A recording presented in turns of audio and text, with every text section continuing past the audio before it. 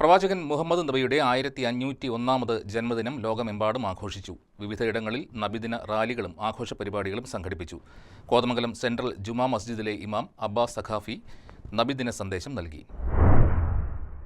ലോകത്തിനാകമാനം സത്യവും സമാധാനവും നൽകാൻ വേണ്ടി നിയോഗിക്കപ്പെട്ട മുഹമ്മദ് മുസ്തഫ സല്ലല്ലാഹു അലൈഹി വസല്ലമ തങ്ങളുടെ 1501 ജന്മദിനം ലോകമെമ്പാടും വിശ്വാസികൾ ആഘോഷിക്കുമ്പോൾ സത്യവും നീതിയും സ്നേഹവും സമാധാനവും കൊണ്ട് ലോകത്തെ വിസ്മയിപ്പിച്ച ആ തിരുനബി സല്ലല്ലാഹു അലൈഹി വസല്ലമ തങ്ങളുടെ മഹത്തായ ജീവിതം നാം ഓരോരുത്തർക്കും മാതൃകാപരമാണ്.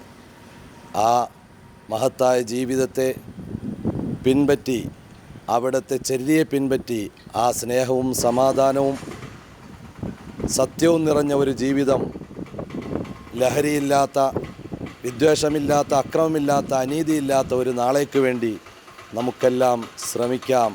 നാഥൻ അതിന് നമുക്ക് തൗഫീക്ക് നൽകട്ടെ.